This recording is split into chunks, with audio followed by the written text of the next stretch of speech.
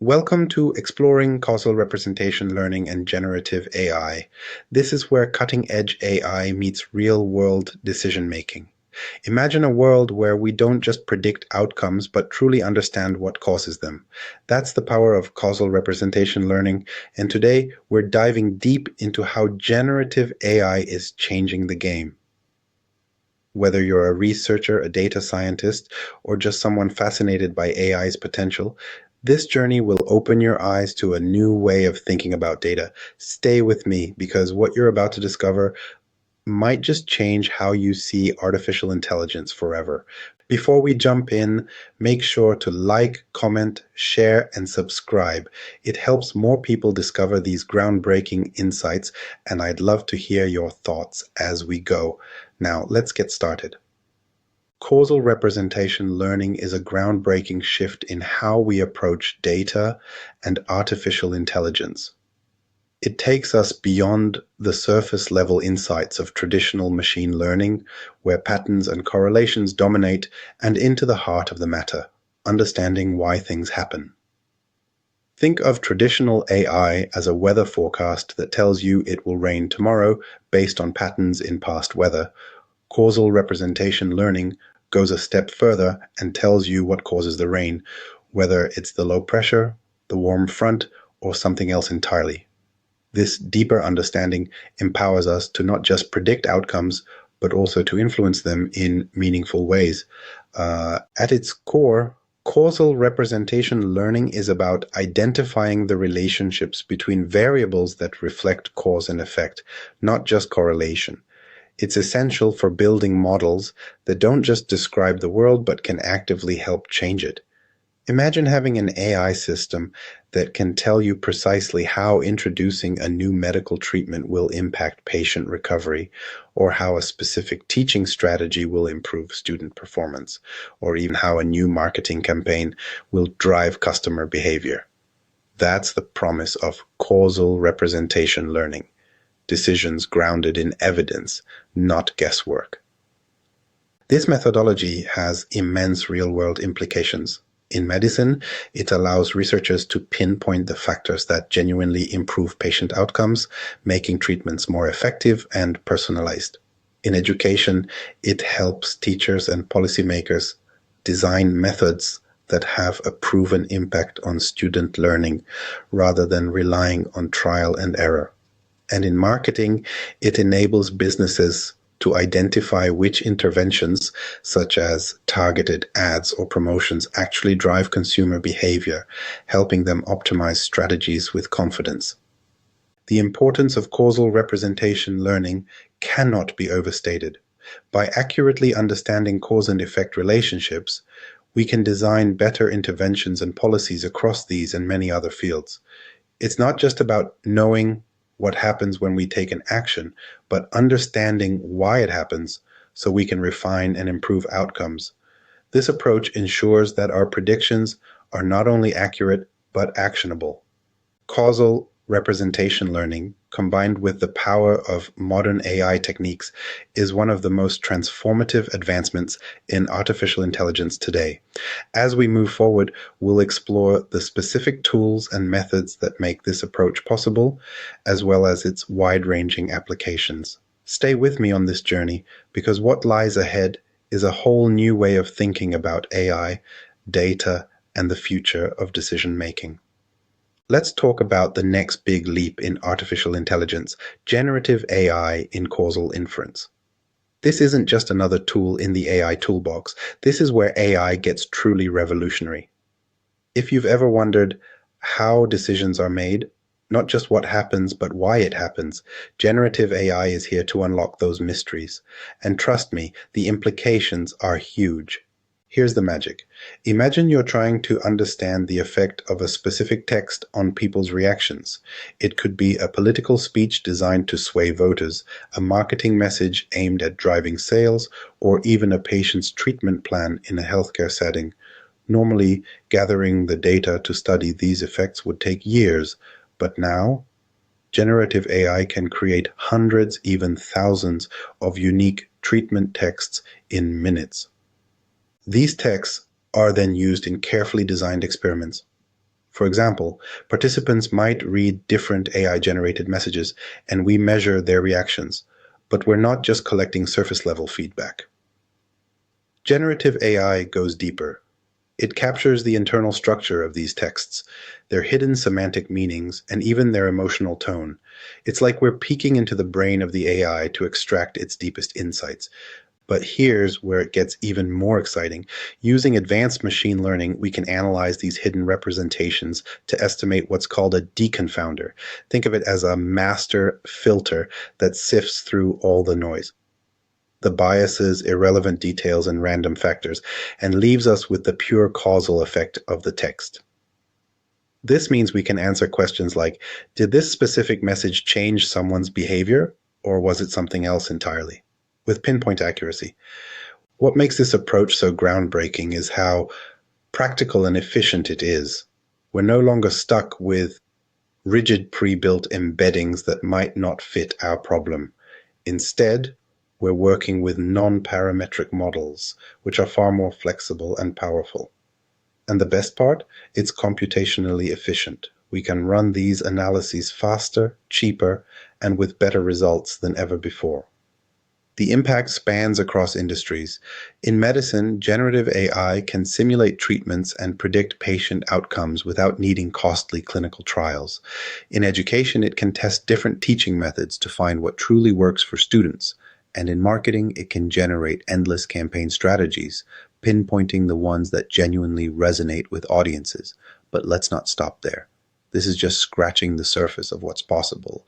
Generative AI is changing how we approach experiments, decision-making, and the entire way we think about cause and effect. So stay with me, because as we explore this further, you'll see how this isn't just about better AI, it's about reshaping industries and unlocking new ways to solve problems. The best is yet to come. Let's bring this concept to life with an incredible real-world example, the candidate biography experiment. Picture this.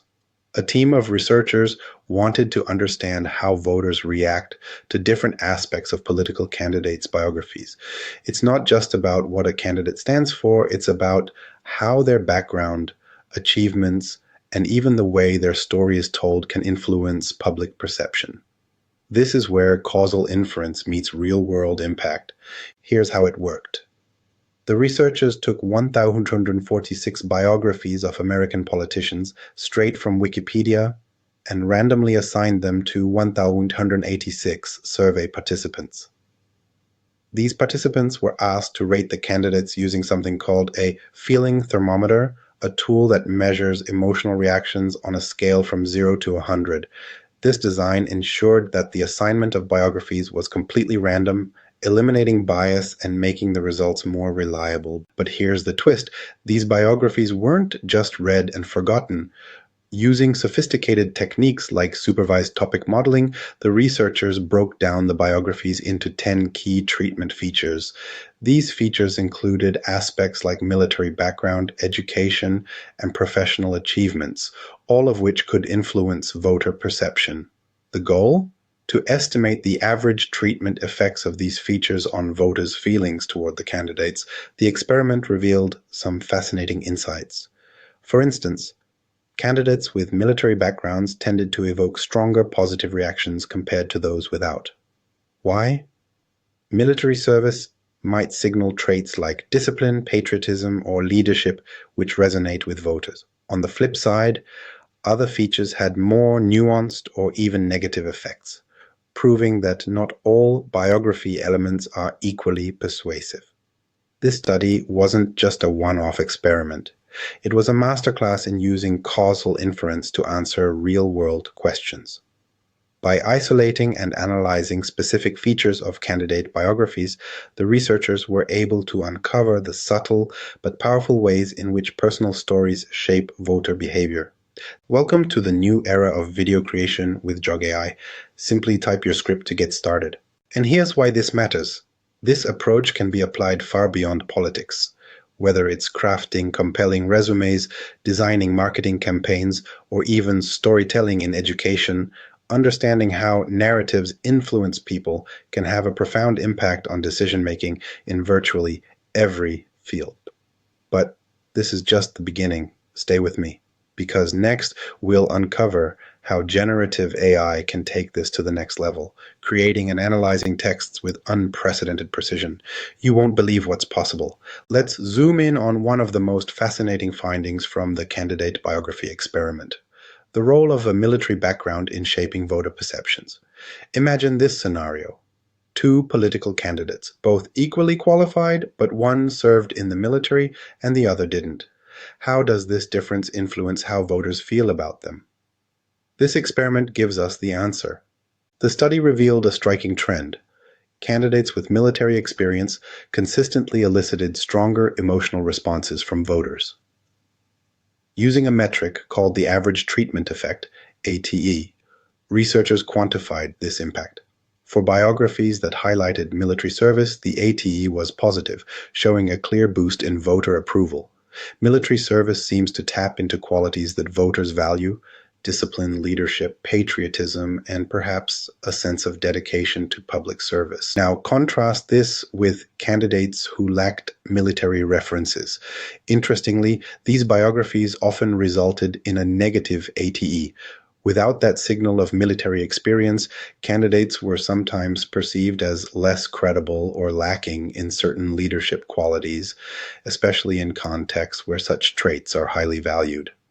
This wasn't a universal effect, of course. Different voter groups and contexts influenced the results. But the trend was undeniable. Why is this insight so important? It highlights how even subtle details in a candidate's biography can profoundly influence public perception. These are not just words on a page, they are signals that shape how people think and feel. For political strategists, this kind of information is pure gold. It tells them what resonates with voters and what doesn't, enabling them to craft narratives that align with public expectations. But it's not just politics. This finding speaks to a broader truth about storytelling and decision-making in general. Whether you're marketing a product, pitching an idea, or simply introducing yourself, the details you highlight, like a military background, can completely change how your audience perceives you. And here's the exciting part. Generative AI is now stepping in to take these insights to the next level. Stick around, because next we'll explore how AI can create customized biographies, generate experiments, and uncover even deeper truths about how we connect with one another. You're going to love where this is heading. Imagine this. You're tasked with understanding how different aspects of a person's story, such as their background, achievements, or experiences, shape people's opinions about them. You could spend years collecting and analyzing real-life examples, or you could embrace the power of generative AI to create custom biographies in a matter of minutes. This is exactly what researchers are doing to revolutionize how we study causal effects in text. Here's how it works. Generative AI, like the powerful Llama 3 model, is used to create biographies of hypothetical individuals. For example, imagine crafting the story of Nathaniel C. Gilchrist, a fictional American politician. The AI can produce a rich and detailed narrative. Born in Baltimore, Maryland, he studied law at the University of Maryland, entered politics, and served in the United States House of Representatives. All of this is generated by the AI based on simple prompts. These prompts are key. They set the direction and context for the AI to follow. Think of them as the seed that grows into a fully developed story. With precise instructions, researchers can create tailored biographies that highlight specific features such as military service, education, or career achievements. This allows for controlled experiments where only the targeted variables change, keeping everything else consistent. But it doesn't stop at generation. Once these biographies are created, researchers can validate and refine the content to ensure it's realistic and coherent. This is critical because the quality of the generated text directly impacts the validity of the experiments. The AI-generated biographies are then assigned to participants in randomized experiments where their reactions are measured. This setup allows researchers to study how individual elements of a biography influence perception while eliminating the noise and bias often present in real-world data. The beauty of this approach lies in its scalability. Instead of relying on a limited dataset of existing biographies, generative AI can produce an unlimited variety of profiles, giving researchers a much broader canvas to work with. It's cost-effective, efficient, and opens doors to questions we couldn't easily explore before. For example, how do voters react to different types of leadership experiences? Does highlighting community service make a candidate more relatable? Generative AI lets us dig deep into these questions with unparalleled precision. This isn't just about politics. Imagine applying this methodology in marketing, creating personalized brand stories to test customer engagement, or in education, where you can craft learning scenarios tailored to students' needs. The possibilities are endless. And here's where it gets even more exciting. Generative AI doesn't just create content. It also captures hidden patterns and relationships within the text. Next, we'll explore how text reuse and deeper analysis are taking this research to even greater heights. Stay with me, you won't want to miss what's coming next. Now, let's talk about a powerful concept that's changing the game in AI-driven research: text reuse in generative AI. This technique isn't just about saving time, it's about optimizing resources while still uncovering meaningful insights. Imagine being able to take existing texts, reconfigure them, and use them as treatments in causal experiments. Sounds simple, right? But the implications are profound. Here's the idea. Instead of generating entirely new content from scratch, researchers can leverage high-quality, pre-existing texts like historical documents, biographies, or articles and use them in new contexts. Think about it like recycling. You take something valuable, adapt it, and give it new purpose. For example, let's say we have a biography of a historical politician. Using AI, we can tweak certain elements, like adding or removing details about military service or community involvement, and then study how those changes affect readers' perceptions. Why is this so impactful? For one, it's cost-effective. Generating entirely new text can be computationally expensive and time-consuming. By reusing texts, researchers significantly cut down on the resources required while maintaining the ability to control the variables they're studying. Second, this approach enhances empirical performance. Reusing well-crafted, proven texts ensures that the quality and coherence of the content remain high, which is critical for reliable causal analysis. But, of course, there are challenges. The effectiveness of text reuse depends heavily on the quality of the original texts. If these texts are biased, incomplete, or irrelevant to the research question, they could introduce noise into the results. That's why careful selection and validation of the reused content are essential.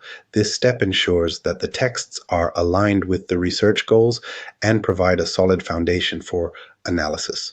In a recent study, text reuse proved its potential by delivering results with a strong average treatment effect, ATE.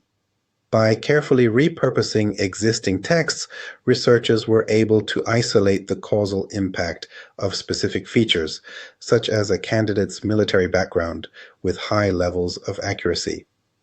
The approach worked seamlessly with generative AI models like Llama 3, demonstrating that even advanced tools can benefit from this efficiency-driven method. Text reuse isn't just a shortcut. It's a smart, innovative way to maximize the value of existing data while driving impactful discoveries. This technique is especially useful in fields like politics, education, and marketing, where generating large amounts of new data isn't always feasible. Instead, researchers can build on what's already there, pushing boundaries without reinventing the wheel. But here's the kicker. When paired with generative AI, text reuse becomes even more powerful, unlocking new ways to combine creativity with precision. Stick around, because next, we'll dive into how generative AI leverages hidden states and internal representations to take causal inference to the next level. Let's dive deeper into how all this magic happens, how a deep generative model powers causal inference.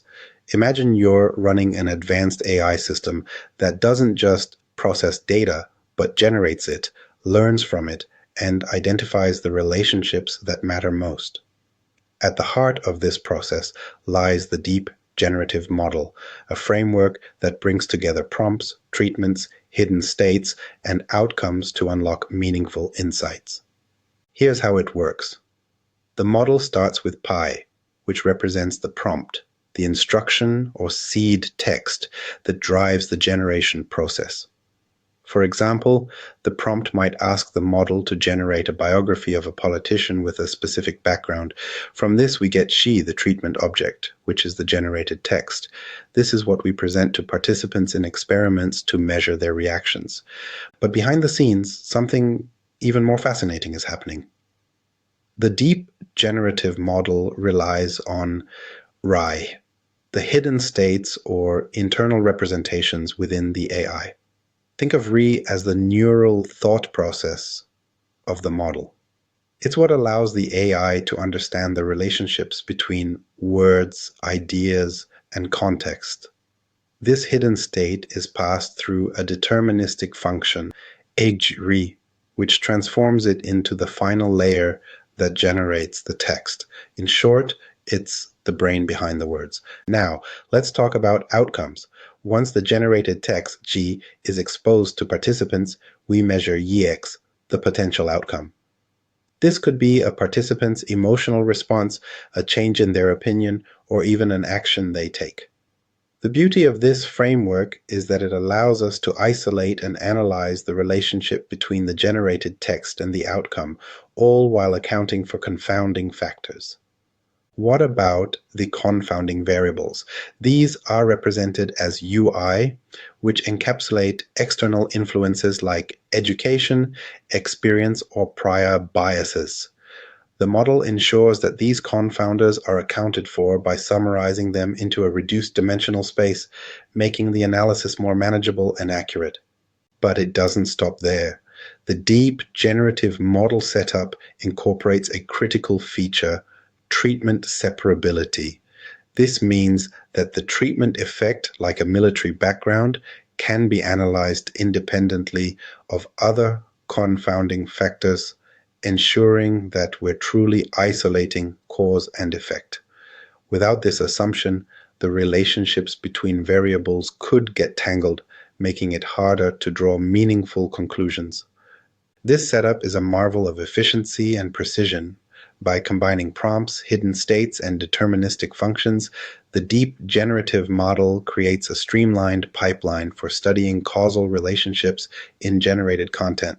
Whether it's analyzing voter reactions to a candidate's biography or consumer responses to a product description, this framework unlocks a new level of understanding. But the story doesn't end here. Stick around, because up next, we'll explore the key assumptions that make this entire process work, and why getting them right is the cornerstone of successful causal inference. The stakes are high, and the insights are even higher.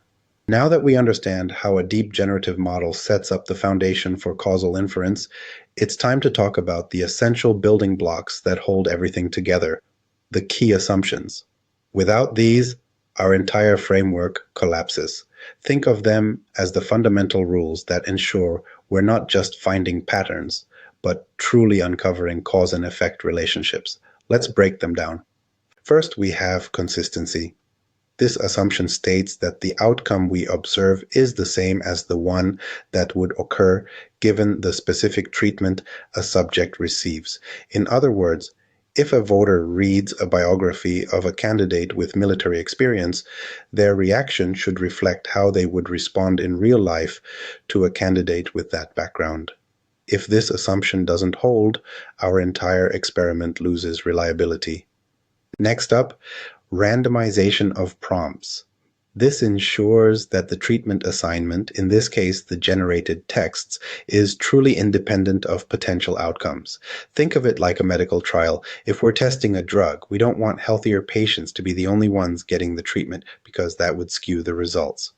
In our case, if certain types of texts are only assigned to specific participants with certain biases, we can't trust the findings. Randomization eliminates this problem, ensuring that the treatment effects we observe are real and not driven by hidden variables. Then we have the treatment feature assumption.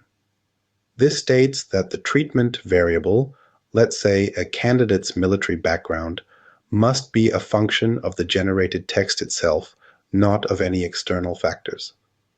That way, we know that changes in the treatment are truly coming from the biography's content and not from unrelated influences. But here's where things get really interesting: confounding features and separability. These assumptions help us disentangle the complex relationships between variables. The idea is that confounders, like education or prior political experience, should be expressed as a function of the generated text in a way that reduces dimensionality and makes analysis easier.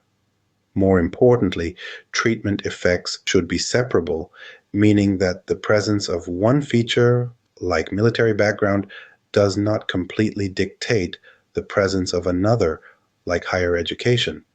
This ensures that we can isolate the true causal effect of each variable independently. Why does this matter? Because if these assumptions don't hold, we're not doing causal inference. We're just finding patterns in data, and that's dangerous. Imagine running an election study and concluding that voters prefer certain candidates, when in reality, the effect was driven by an unrelated hidden factor. Bad science leads to bad decisions. To make matters even more precise, we also introduce the overlap assumption, which ensures that for any given confounding variable, there is enough variation in the treatment feature. This prevents cases where certain combinations of variables don't exist, which would make it impossible to estimate treatment effects accurately. When these assumptions hold, the power of causal inference is unlocked. We're no longer just predicting outcomes, we're understanding the mechanisms behind them. That's what makes this approach so valuable across fields, from politics to healthcare to business strategy. But here's the catch: assumptions are only as good as their implementation. Next, we'll dive into how deterministic decoding plays a role in ensuring these assumptions remain intact. The next step is crucial, so don't go anywhere. Now, let's tackle something that might seem technical, but is absolutely crucial to ensuring that our causal inference framework remains rock solid: deterministic decoding in large language models, LLMs. Imagine you're running an experiment where you need to generate biographies for political candidates. If you ask an AI like Llama 3 to create a biography, it might generate slightly different versions each time, even with the same prompt. One time it might highlight military service, another time it might emphasize community work. This variability introduces a serious problem. How can we be sure that the differences in voter reactions are due to the intended treatment and not just random fluctuations in the AI's output? That's where deterministic decoding comes in. Instead of allowing the AI to generate multiple variations with slight randomness, we force it to produce a consistent output every single time. Think of it like baking. You follow the same recipe, the same ingredients, and the same cooking time to ensure the cake turns out identical every time. Technically, deterministic decoding means that PG and HGRI is degenerate, which is a fancy way of saying that there's no randomness in how the final text is generated from the model's internal representations. This is critical because any unpredictability in the generated text could introduce unintended biases, throwing off our entire experiment. But here's where things get even trickier. If we don't control for randomness, stochastic decoding, which allows for variation in text generation, can introduce dependencies across observations. This means that instead of having independently assigned treatments, we might end up with correlated texts that skew our causal estimates. Worse yet, if the model's randomness interacts with key treatment features, we could end up confounding the very effects we're trying to study. To avoid this, researchers rely on greedy decoding, beam search, or contrastive search, which are techniques designed to minimize randomness and ensure reproducibility. However, not all models support deterministic decoding. For example, diffusion-based generative models tend to introduce more variability, making them less suited for controlled causal inference studies. So why does this matter in the grand scheme of things? Because causal inference is all about precision. If we introduce unnecessary noise in our treatment generation process, we risk drawing the wrong conclusions. Imagine if a medical trial randomly changed the dosage of a drug for some patients without tracking it properly. Our results would be completely unreliable. The same logic applies here. By enforcing deterministic decoding, we ensure that every participant in our experiment receives an identical treatment, eliminating unnecessary noise and keeping our causal analysis clean. But here's the twist. Controlling for randomness in text generation is just one part of the puzzle. Next, we'll explore how nonparametric identification allows us to extract meaningful causal effects from these controlled treatments. This is where things really start coming together, so stay with me. We've established how deterministic decoding ensures that every generated text remains consistent. Now let's take it one step further. How do we actually identify the true causal effects hidden in our data? This is where nonparametric identification comes in, allowing us to estimate the impact of different treatments without making restrictive assumptions about the underlying data structure. In other words, we let the data speak for itself. At the heart of this approach is the concept of the average treatment effect, often referred to as AT. This measures the difference in expected outcomes between individuals who receive the treatment and those who don't. Think of it as comparing two possible realities, one where someone gets the treatment and one where they don't. The ATE is simply the average difference between these two worlds. Now, here's where it gets tricky. Simply comparing treated and untreated groups isn't enough. Why? Because in the real world, people aren't randomly assigned to treatments. There could be underlying factors like education, experience, or personal preferences that influence both the treatment and the outcome. If we don't account for these confounding factors, we might mistake correlation for causation. To solve this, we introduce a deconfounder. Think of this as a filter that helps us isolate the true effect of the treatment. Instead of just looking at raw treatment effects, we first adjust for hidden biases by summarizing all the possible confounding influences into a single, more manageable representation. This ensures that we are comparing apples to apples, not apples to oranges. Here's how it works. Once we adjust for the deconfounder, the treatment assignment should become completely independent of the outcome. This means that any difference we observe between the treated and untreated groups can now be attributed to the treatment itself, not some hidden bias. What makes this method so powerful is that it doesn't rely on rigid mathematical formulas or predefined assumptions about how variables interact. Traditional methods often assume that relationships between variables follow a simple structure like a straight line equation, but in reality, relationships are far more complex. Non-parametric methods don't force the data into a fixed mold. They adapt to the complexity of real-world interactions. Of course, there are challenges. If our deconfounder isn't properly estimated, we might still have some unobserved bias lurking in our data. That's why ensuring enough variation in the data and using the right machine learning techniques to extract meaningful representations is critical for accurate causal inference. But here's where things get even more exciting. Now that we know how to identify causal effects, the next step is putting this into action. Next, we'll dive into estimation and inference, where we'll actually measure these effects with precision. Stick with me because this is where causal AI starts making a real-world impact. Now that we've uncovered how to identify causal effects, it's time to talk about something even more exciting, how we actually measure these effects with precision. This is where estimation and inference come into play. It's one thing to say, This treatment has an effect, but it's another to actually quantify how much of an effect it has. The goal here is simple. We want to estimate the impact of a treatment while ensuring our results are statistically valid. To do this, we rely on a combination of machine learning models and advanced estimation techniques.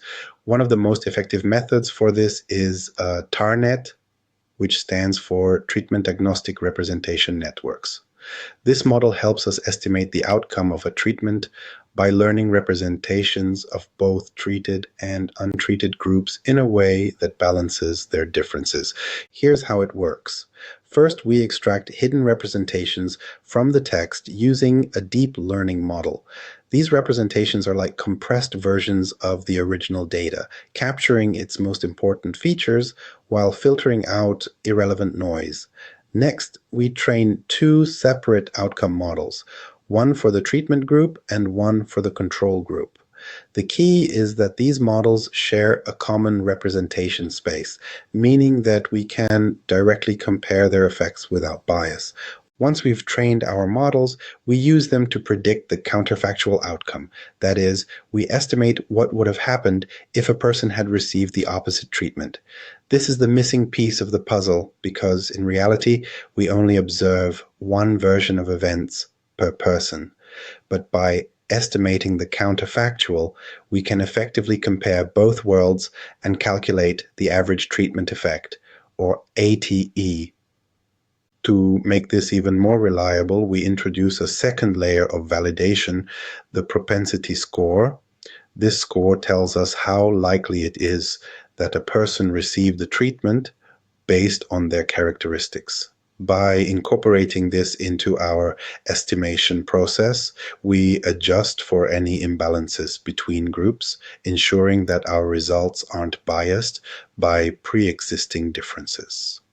One of the most popular tools for this is DragonNet, an advanced model that jointly estimates the outcome function, the treatment assignment probability, and the deconfounder.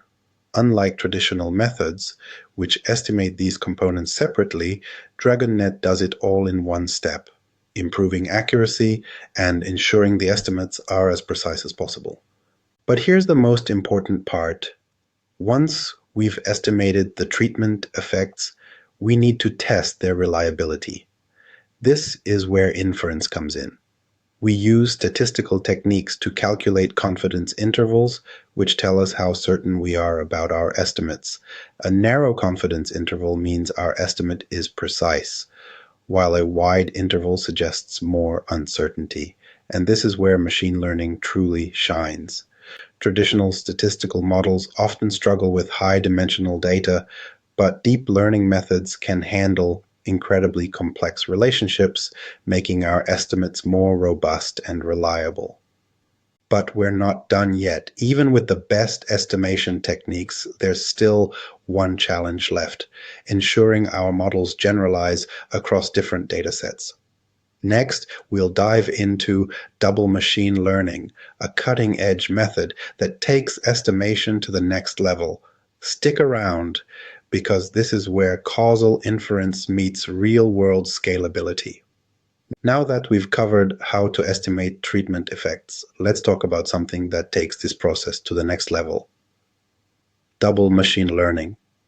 If we want to ensure our causal estimates are as accurate and unbiased as possible, we need a method that can handle complex relationships between variables while correcting for confounders. That's exactly what double machine learning does.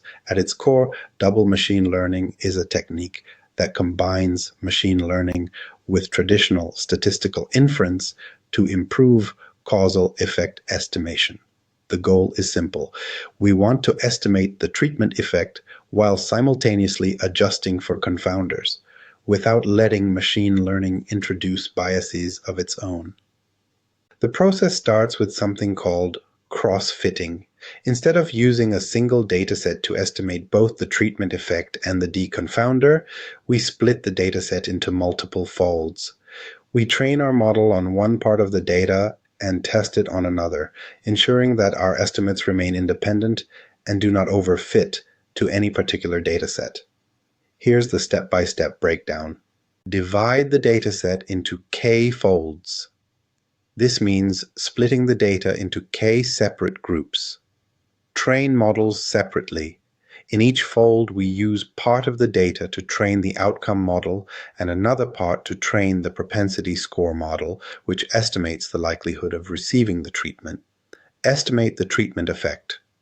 Once both models are trained, we combine their outputs to estimate the causal effect. Repeat the process. We rotate through all k-folds, ensuring that every data point gets treated as both training and test data at least once. Compute the final estimate. By averaging results across all folds, we obtain a robust and unbiased treatment effect estimate. Traditional machine learning models often overfit to the data they're trained on. This means they might capture patterns that are specific to that data set, but don't generalize well to new data. Double machine learning prevents this by forcing the model to learn from different subsets of data, improving generalizability and reducing bias. It also ensures double robustness, meaning that even if one of the models, either the treatment model or the outcome model, is slightly misspecified, the final estimate will still be valid. This makes it one of the most reliable methods for causal inference in machine learning. That might sound technical, but it's a game changer. It means that as we gather more data, our treatment effect estimates will converge towards the true causal effect. In other words, the more data we have, the more confident we can be in our conclusions. This technique is especially useful when working with high-dimensional datasets, like those generated by large language models. Whether we're analyzing text-based experiments, medical treatments, or marketing campaigns, double machine learning ensures that our causal conclusions are as precise and unbiased as possible, but there's still more to optimize. In the next section, we'll talk about how hyperparameter tuning and practical implementation strategies make sure our models run efficiently while delivering the best possible results. Now that we've covered the power of double machine learning, it's time to talk about something just as important: how we implement these models effectively in real-world scenarios.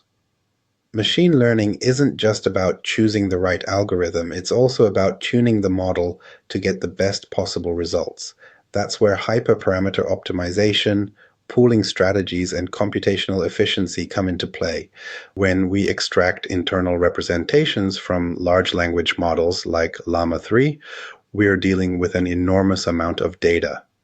Each text is transformed into a high-dimensional vector space, often with thousands of dimensions.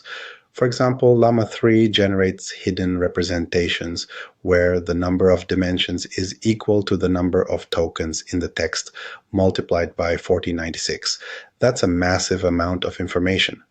But here's the problem. If we try to work with all of these dimensions, our models become computationally expensive and prone to overfitting. We need a way to compress the information without losing its meaning. Pooling is a technique that helps us summarize high-dimensional representations into more manageable forms. Different deep learning models use different strategies. For example, BERT uses a special classification token called CLS, which serves as a compact representation of the entire input text. Llama 3, on the other hand, uses the hidden states of the last token in the sequence to summarize the meaning of the text. Choosing the right pooling strategy is crucial because it affects how well our model understands the data. If we pick the wrong method, we might lose important contextual information, leading to inaccurate causal estimates. Once we've chosen a pooling strategy, the next step is fine-tuning the hyperparameters of our model. These are settings that control how the model learns, including layer size and depth, determines how complex the model is, learning rate, controls how fast or slow the model updates itself during training, batch size, affects how many samples are processed at a time, maximum epochs, the number of times the model cycles through the entire dataset. Tuning these parameters manually can be time-consuming, but luckily we have tools to automate the process. Optuna, for example, is a hyperparameter optimization framework that intelligently searches for the best settings based on performance metrics. Instead of guessing which parameters work best, Optuna systematically tests different combinations and finds the optimal configuration. Even with the best hyperparameter tuning, our models need to be computationally efficient. Training deep learning models can take hours or even days if not optimized correctly. That's why researchers rely on techniques like parallel computing, splitting computations across multiple processors, GPU acceleration, using specialized hardware to speed up matrix calculations, mini-batch training, processing smaller chunks of data at a time instead of the full data set. By integrating these strategies, we ensure that our causal models are not only accurate but also scalable, making them practical for large-scale applications in medicine, education, marketing, and policy research. But here's the big question. What if our treatments aren't perfectly defined? What if the way people perceive a treatment is different from what we intended? This is a major challenge in causal inference. Luckily, there's a way to handle it by using instrumental variables to correct for perceived treatment effects. Stick around because up next, we'll explore how instrumental variables help us refine our estimates and uncover even deeper causal insights. This next step changes everything. Up until now, we've focused on how to estimate causal effects when treatments are clearly defined and assigned. But what happens when the treatment someone receives isn't necessarily the treatment they perceive? What if, in an experiment, a voter reads a candidate biography with military experience, but they don't actually register or interpret that detail? This creates a problem in causal inference. What we think we're measuring may not match what's actually influencing the outcome. In an ideal world, when we assign a treatment, like exposing a participant to a biography emphasizing military service, we assume that it's received exactly as intended. But real people don't always process information the way we expect. Some might skim over key details, while others might interpret information in unexpected ways. If this happens, the actual effect of the treatment may be misestimated or biased. Instrumental variables, or IVs, help us correct for this issue by introducing a new variable that affects the treatment assignment but does not directly influence the outcome. Think of an IV as a lever that moves the treatment variable without impacting the final result in any other way. Here's how it works in the context of our experiment. We introduce a new variable, T tilde, T, which represents the perceived treatment, what the participant actually recognizes in the biography, not just what was written. We assume that this perceived treatment is influenced by an instrumental variable, such as a subtle prompt or a different framing of the text. Importantly, the instrumental variable must only affect the outcome through the treatment, ensuring that it's not directly responsible for changes in perception or opinion. This technique allows us to estimate what's called the local average treatment effect, LATE, which tells us how the treatment affects those individuals who actually notice and process the treatment feature. For IVs to work correctly, 3 important conditions must hold. Separability. Assumption. The outcome depends on the perceived treatment and confounders, but these factors must be independent of each other. This ensures that we can isolate the true causal effect of the treatment. Monotonicity. The instrumental variable should affect the treatment assignment in a consistent direction. For example, if a certain framing makes participants more likely to recognize military experience, it should not also make some participants less likely to notice it. Exclusion, restriction. The instrumental variable can only influence the outcome through the treatment itself, not through any other external pathway. If an IV has an independent effect on the outcome, it becomes invalid. Using instrumental variables allows us to refine our causal estimates and separate true treatment effects from misinterpretations. This is incredibly useful in fields like marketing, where different advertisements may be perceived differently by consumers, even if they technically contain the same message. Medicine, where a patient's belief in a treatment, placebo effect, might influence health outcomes, regardless of the actual effectiveness of the drug. Education, where a student's perception of a teaching method could differ from its intended instructional approach. By leveraging IVs, we get a clearer picture of who is actually being influenced by a treatment and how strong that influence really is. But we're not stopping here. Now that we've introduced instrumental variables, we're ready to see them in action. In the next section, we'll break down a real-world simulation study where these techniques were applied, uncovering insights that wouldn't have been possible otherwise. You won't want to miss this.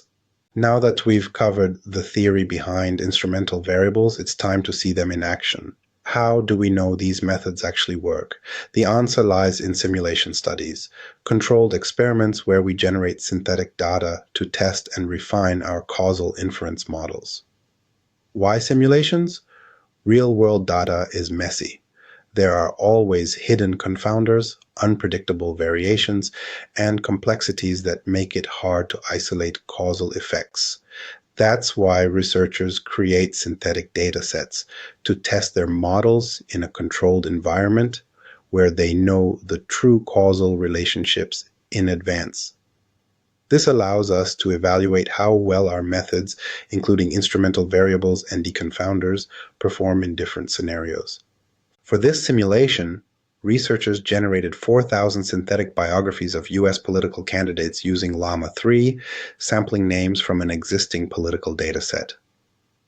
These AI-generated biographies were designed to test the effect of specific features like military background on voter perceptions.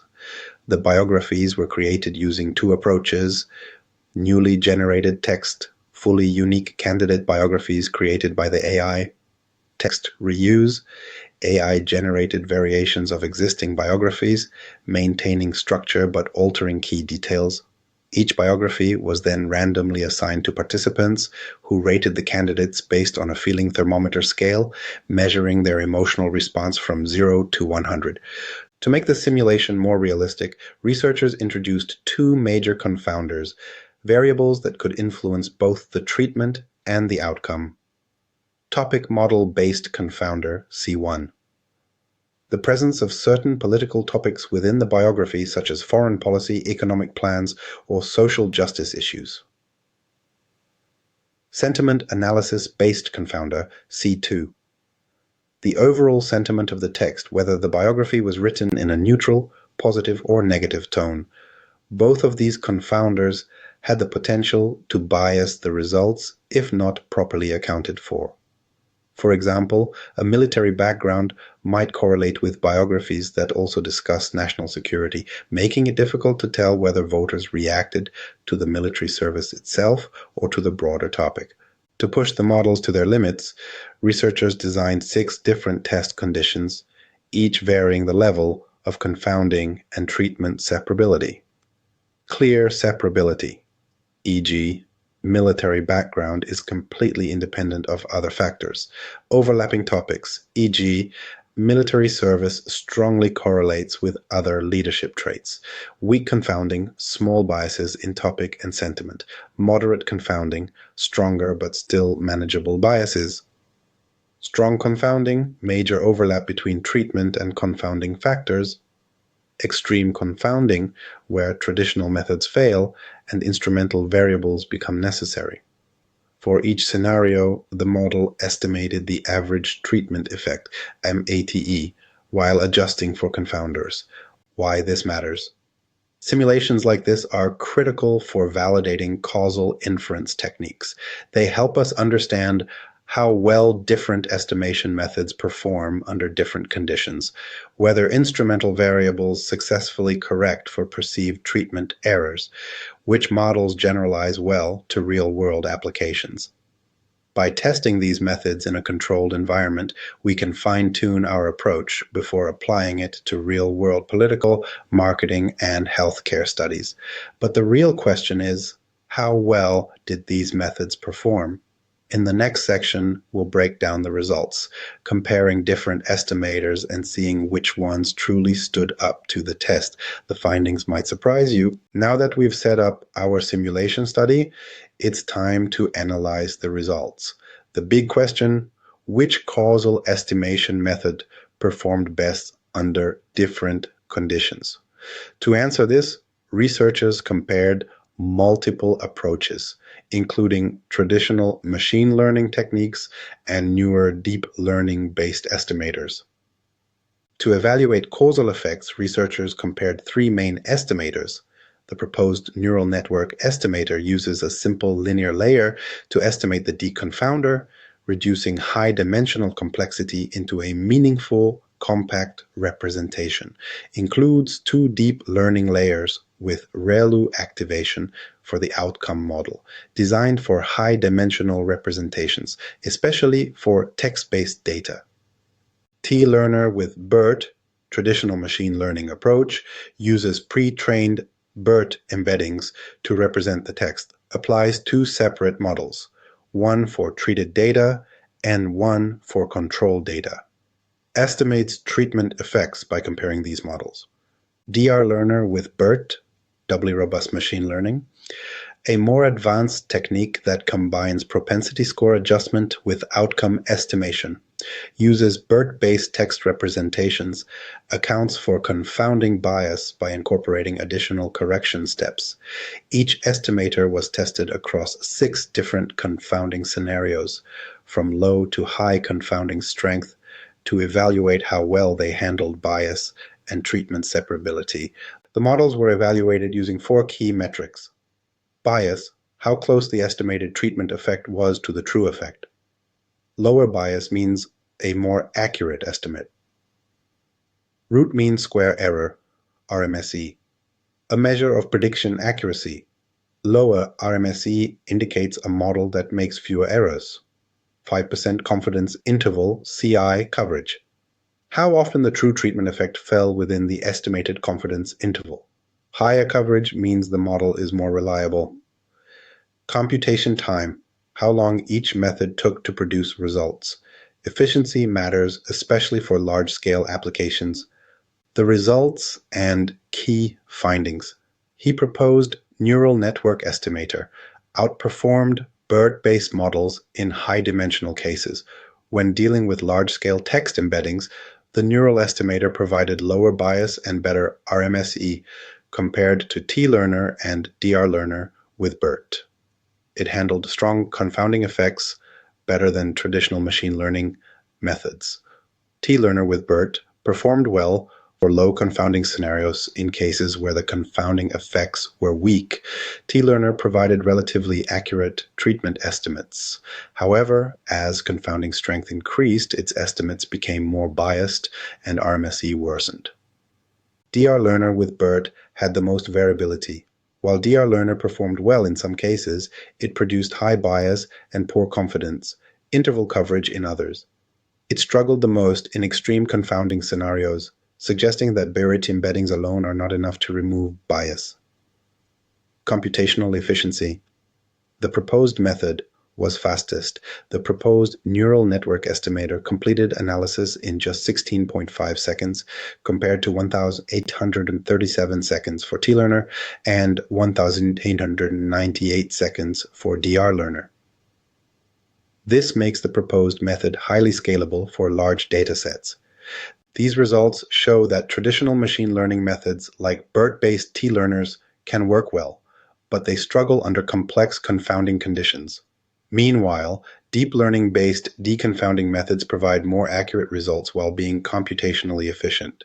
The proposed neural network estimator proved to be the most accurate, robust, and efficient method for estimating causal effects in high-dimensional text data.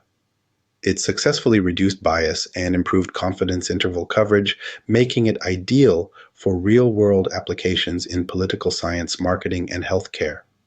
but we're not done yet. Next, we'll visualize these results, looking at how different estimators performed across varying sample sizes and confounding levels. The patterns in these results tell us even more about where causal AI is headed, so stick around.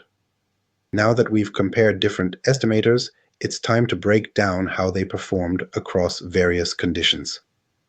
The results reveal clear trends in bias, accuracy, and reliability, shedding light on which models hold up best under pressure. When looking at bias, the proposed neural network estimator consistently delivered the most accurate estimates, staying close to the true causal effect. In contrast, the traditional T-learner and DR-learner struggled as confounding strength increased, introducing noticeable distortions in their estimates.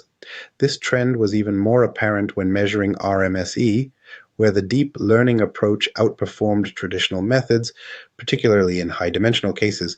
Confidence interval coverage is one of the most critical factors in causal inference, as it tells us how often the true treatment effect falls within the estimated range. The neural estimator maintained strong coverage across all levels of confounding, while the BERT-based models showed increasing variance, with confidence intervals either too wide to be useful or too narrow to capture the true effect. This variability in coverage suggests that traditional approaches lack the robustness needed for complex causal relationships. Computational efficiency played a crucial role in determining the scalability of each method. While T-learner and DR-learner took significantly longer to complete their estimations, the neural estimator processed results in a fraction of the time, making it far more practical for real-world applications.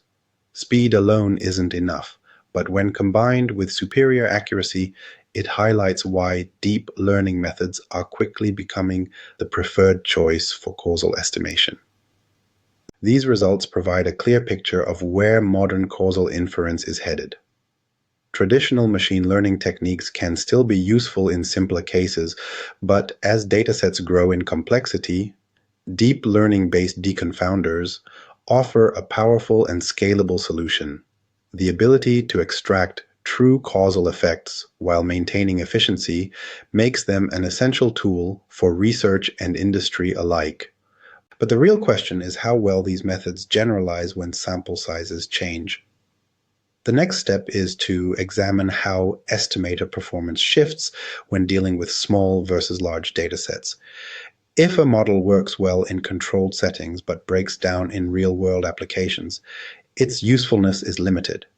The upcoming analysis will reveal just how robust these methods truly are.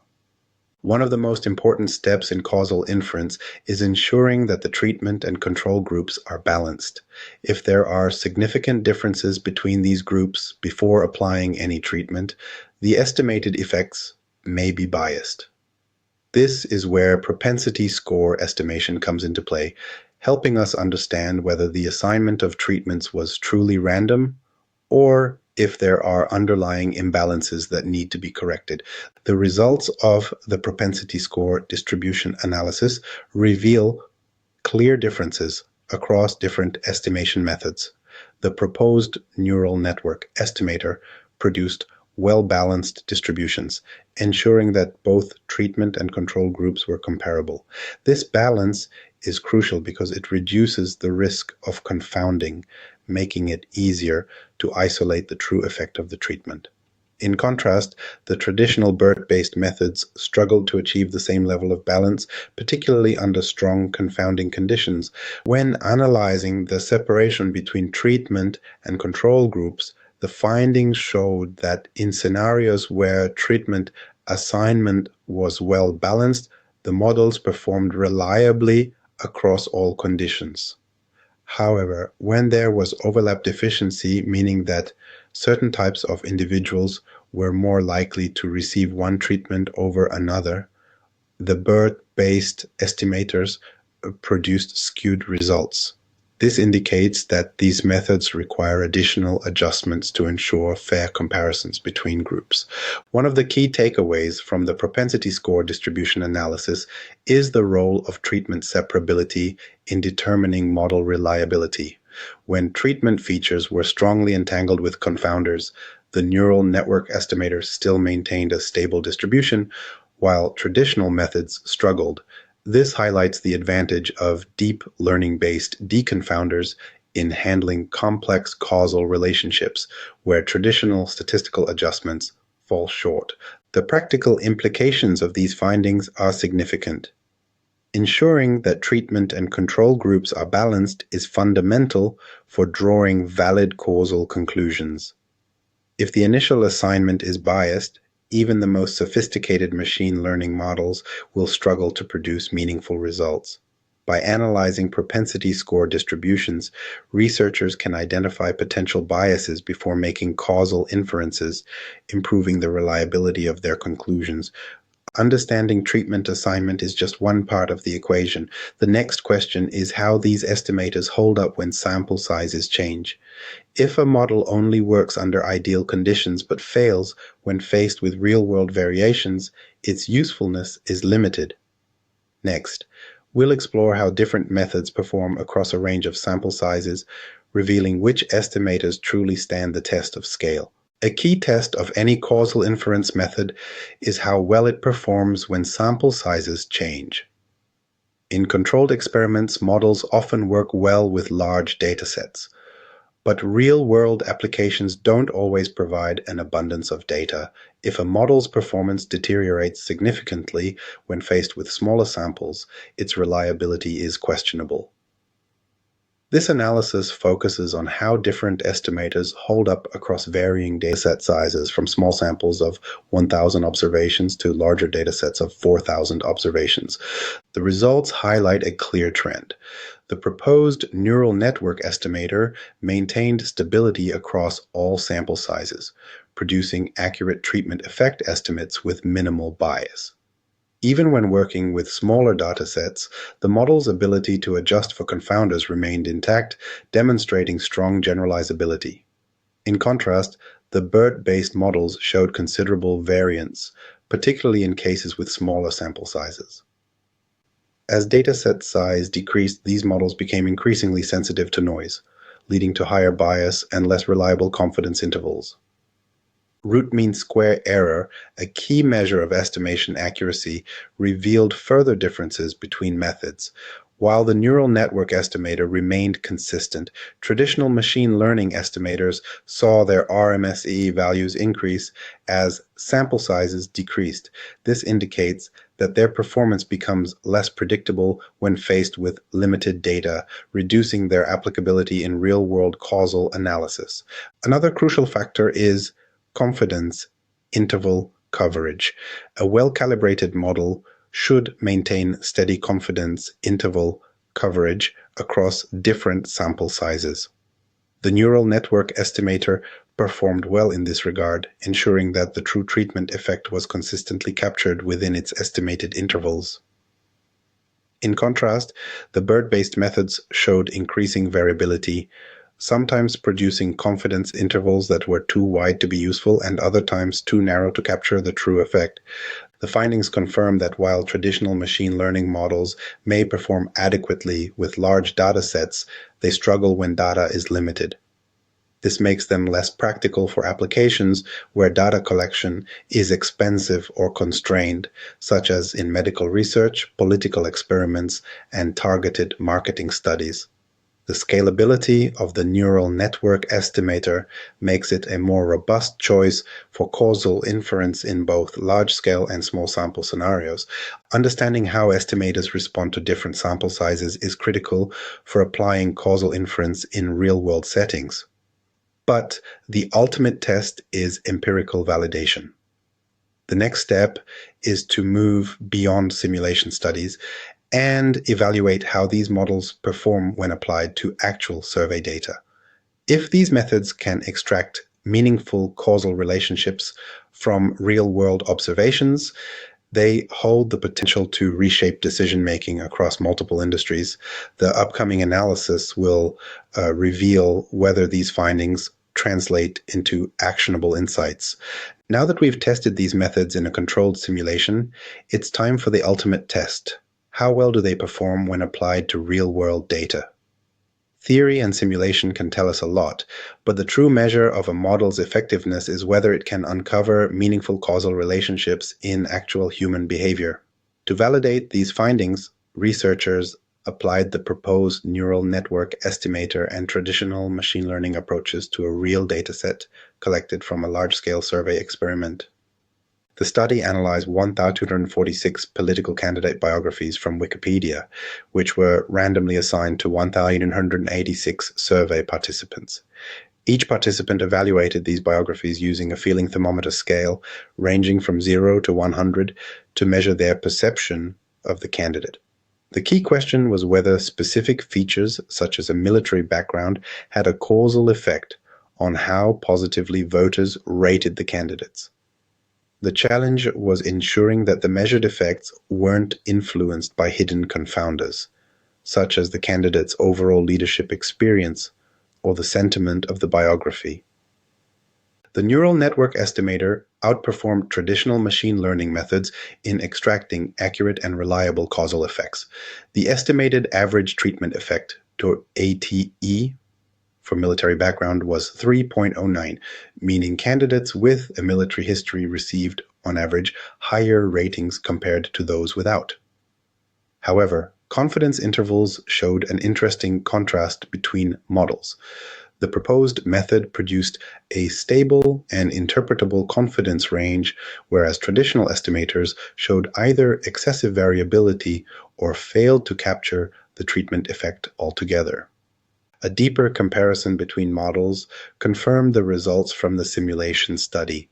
The T-learner with BERT produced a negative treatment effect estimate, suggesting that military background lowered candidate ratings, a result inconsistent with real-world expectations.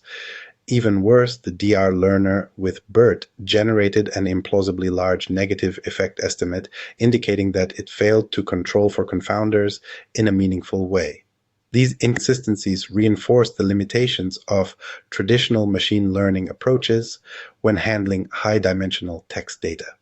Beyond accuracy, computation time was a critical factor.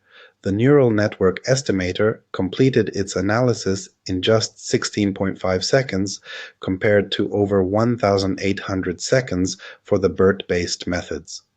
This drastic difference highlights the efficiency of deep learning-based deconfounding, making it a scalable solution for analyzing large survey datasets in fields like political science, marketing, and social research.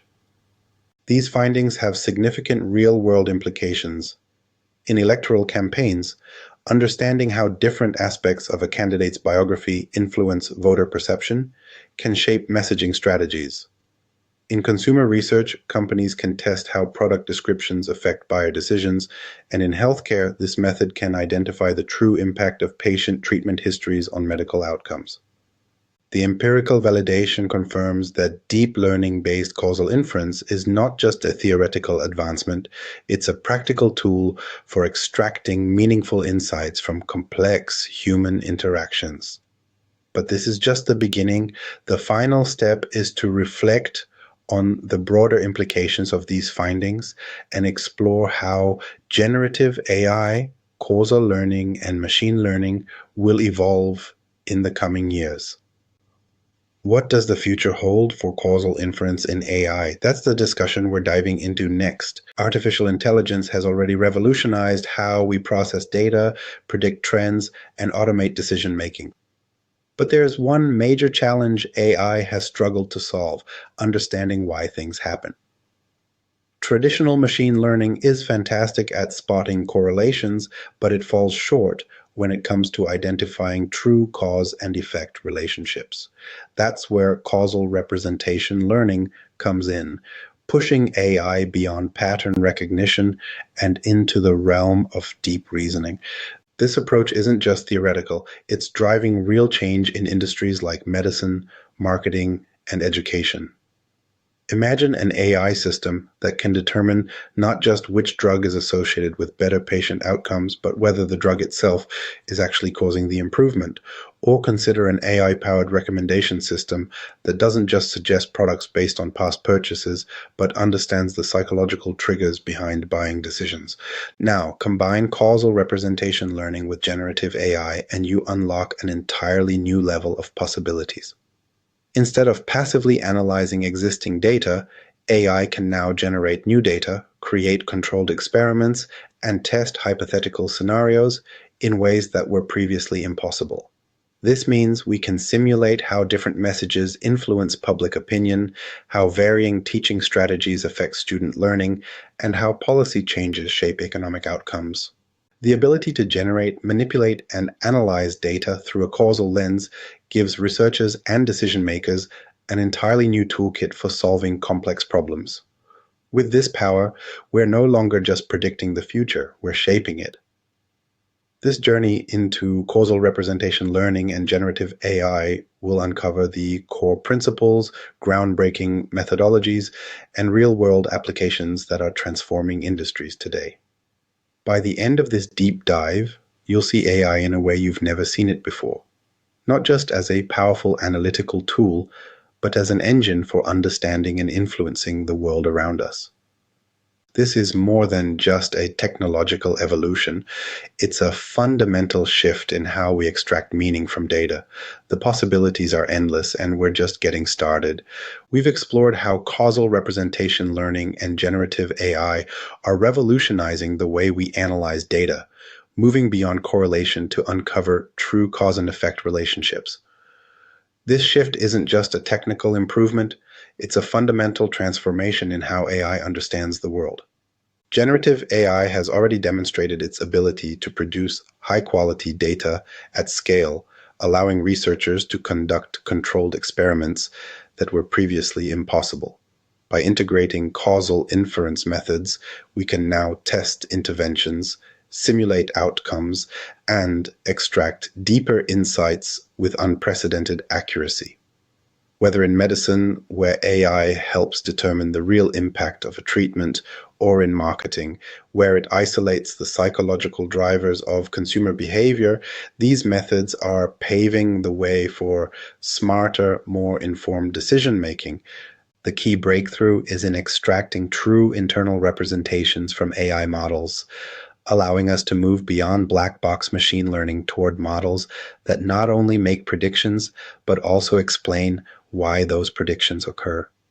This ability to model causality gives AI applications the robustness needed to work in dynamic, real-world settings, where simply recognizing patterns is not enough. The implications of these advancements extend far beyond the research lab. In the coming years, we'll see AI-driven causal inference applied in policymaking, education, finance, and even social sciences, reshaping how we test and implement interventions. With the rise of large-scale AI models, the ability to simulate alternate realities and test different strategies will become an essential tool for optimizing business strategies, government policies, and healthcare solutions. But this is just the beginning. The next frontier is extending these causal methods to images, videos, and multimodal data, allowing AI to uncover relationships in complex environments beyond just text. Future research will also focus on interpreting deconfounders, improving the transparency of AI decision-making, and refining how we discover hidden treatment effects in unstructured data. As we step into this next era of AI, the ability to harness causal representation learning and generative models will define the leaders in research, business, and innovation. The challenge now is not just to develop these models, but to apply them in meaningful ways, ensuring that AI serves as a tool for real-world problem-solving rather than just another predictive system. The future of AI isn't just about making better guesses, it's about understanding the forces that drive outcomes and using that knowledge to build a better world. The possibilities are endless, and the breakthroughs ahead will change how we think, learn, and act in ways we're only beginning to imagine. As we wrap up, let's reflect on the biggest insights from our exploration of causal representation learning and generative AI. This is more than just an evolution in artificial intelligence. It's a fundamental shift in how we analyze, interpret, and act on data. AI is no longer just about identifying patterns. It's about understanding the underlying causes that drive outcomes, making it possible to design better interventions, policies, and decisions across every industry. One of the most important breakthroughs is the ability to use generative AI to simulate interventions at scale. Instead of waiting for real-world experiments to unfold over years, AI can generate treatment scenarios, allowing us to analyze potential outcomes in minutes. This is transforming fields like medicine, marketing, and education, where researchers and businesses can now test causal relationships in ways that were previously impossible. The introduction of deep learning-based deconfounders has significantly improved the accuracy and reliability of causal inference. Traditional methods struggled with high-dimensional data, particularly when working with text, images, or video. The latest models, however, have shown that neural network-based approaches can successfully remove biases, estimate treatment effects, and outperform classic machine learning techniques. We've also seen that propensity score estimation and instrumental variables play a crucial role in refining causal estimates. By carefully balancing treatment and control groups, researchers can ensure that the causal effects they measure are not just artifacts of biased data. These techniques will become even more essential as AI continues to be applied in high-stakes fields like public policy, law, and finance, where even small miscalculations can have massive real-world consequences. Perhaps the biggest takeaway is that causal AI is scalable and ready for real-world applications. Our empirical analysis showed that deep learning estimators perform better, run faster, and generalize well across different sample sizes and confounding conditions. This means that businesses, governments, and researchers can now confidently apply causal AI to complex problems, knowing that these methods will provide robust and actionable insights. But the journey doesn't end here. The future of causal representation learning is about expanding beyond text, unlocking new insights from multimodal data sources like images, audio, and behavioral patterns. AI-driven causal discovery is also evolving, enabling models to not just measure known effects, but uncover entirely new treatment concepts that were previously hidden in data. Ultimately, the ability to understand why things happen is what separates true intelligence from mere pattern recognition. By integrating causal inference with generative AI, we are moving toward a world where AI doesn't just assist in decision-making, it actively guides, tests, and improves the way we interact with data, unlocking possibilities that go far beyond prediction. This is just the beginning of a new era in AI where cause and effect relationships take center stage. As these technologies continue to advance, they will redefine how we study the world, shape policies, and create innovations that drive real change. The future of AI isn't just about making better guesses. It's about understanding the forces that drive reality itself. We've just taken a deep dive into one of the most groundbreaking areas of artificial intelligence, moving beyond correlation to uncover true cause and effect relationships. From AI-driven experiments to deep learning deconfounders, the potential for medicine, marketing, education, and beyond is limitless. But this is just the beginning. What do you think? What part of today's discussion blew your mind the most? What areas of causal AI, generative models, or machine learning do you want to explore next? Drop your ideas in the comments. And before you go, don't forget to like, share, and subscribe to stay ahead of the AI revolution. More deep dives, more cutting-edge research, and more mind-blowing applications are coming your way. Let's keep pushing the boundaries of AI together.